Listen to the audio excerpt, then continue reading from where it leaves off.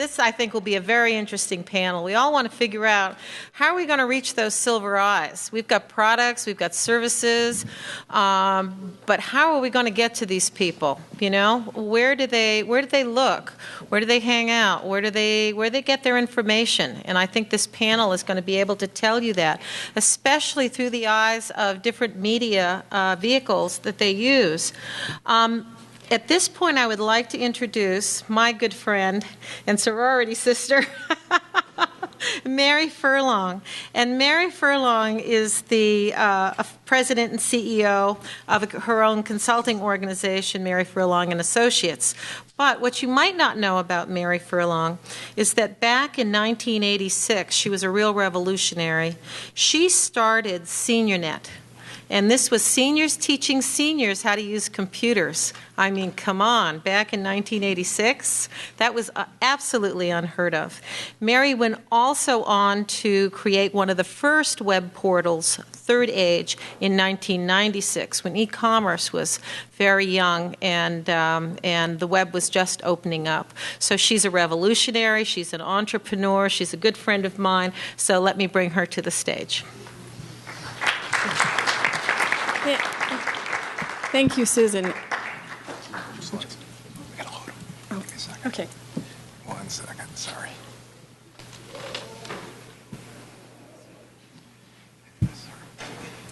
So how many in here are boomers? 1964 to 1946. So a lot of what we just saw related to, a lot of what we just saw, Mike? Oh. A lot of what we just saw were technologies that we're going to use. See, Susan's 63. Next year she'll be 64. The Beatles will be performing at Several Summit. And, you know, but when Susan's in her 80s, a lot of the technologies we see we're going to use. Now, those of us in the industry of boomers and seniors have to segment the categories. And with us today on our panel, I think we have 4 of the brightest people I know who can look at the niches where there are riches. And you'll hear from Mark Gordon, the president of firstSTREET. They touch about 100 million people. Jill Gilbert from Caring.com, which in Silicon Valley, where I live, they just raised $10 million from one of the top VC firms. And so it's great to see the VC firms catching up with the age wave. Stephen Reily, who has aggregated a wonderful niche community of the sweet spot for advertisers, which is women, and then Jerry Shereshewsky, who left Yahoo to dramatically create this exciting startup to help people with the dessert of life, their grandchildren, and has given us data about the market. So before we start with that, I just wanted to make a couple of points. So as Susan said, I looked at this in 1986 with a Commodore VIC-20 computer and a 300 baud modem when we started SeniorNet. Now looking in 2020, as we want to do, it's a global market. So the magazine Notre Dame's in France, which has been replicated all over Europe and has lots of advertising in beauty and fragrances and other products, is the fastest growing magazine in France. Zoomer, which is a wonderful new magazine out of Canada, captures the sensibility of the boomer market as a Zoomer and also has a website. This is the data, and because Mike and Susan are sharing the data with you, I wanted to include this slide. But this year it was announced that China now has a senior search service. So seniors in China that are working online are going to be finding things through their senior search service. So it's a global movement, this media. And unbeknownst to me, my new book, Turning Silver into Gold, was just translated into Chinese. So some of us remember when we used to walk across the house when the phone rang and it was a long-distance call. Anybody remember that? Oh, someone's calling long distance. Now we look at the media channels. I mean, we had ABC, NBC, CBS, the Mickey Mouse Club, and we danced to American Bandstand. Then we had a bunch of other new media that was formed in the 1980s. Now in 2010, I had to wake up this morning, tweet that I'm going to be at the Silver Summit today so I can tell the 285 people that follow me on Twitter what's going on in my life. And Twitter, if you follow Guy Kawasaki, 45,000 people follow him on Twitter. So some people get all their news from Twitter, and so we're constantly seeing new media come into our strategies. Now, I asked Jeff Hazen from Hip Cricket to give us some data about mobile marketing, because I see people come up to me and say, look at my new grandchild. Here's my iPhone with the picture of them walking. And so people might think that boomers are not using mobile phones, but there's a dramatic increase in this, and there's also a dramatic increase in ethnic minority groups using digital phones to access services. So you need to have a strategy that's a social media strategy, a print strategy, an online strategy, and a global strategy.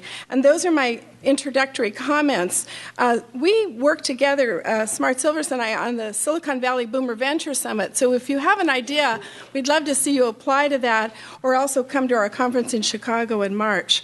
So we're going to be sharing these topics about media and how do you reach this consumer, and Mark is our first speaker. Thank you.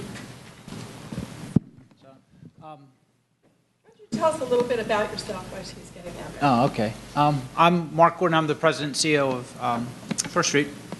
I worked for Procter & Gamble for 20 years, ran a couple of their large divisions, left to go to work for .com, and it was a up fast and down fast experience, and then I came to work for firstSTREET, and have combined my consumer marketing knowledge with direct marketing for the company that we have now.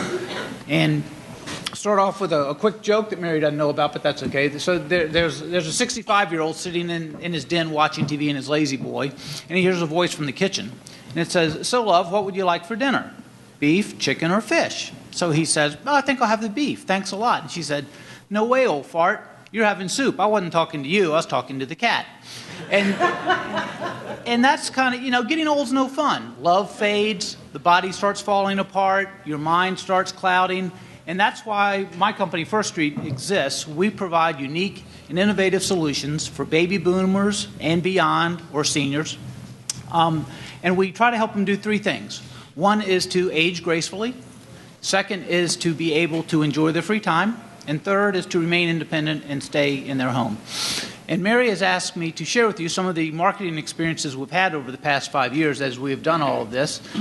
With products, hopefully you've heard of some of them, ranging from TV ears, we launched that, to Jitterbug, we launched that, to Philips HeartStart, the Go computer, Balanced Spectrum lights. We have a lot of experience, and we also have experience kind of from the beginning to the end of the marketing process.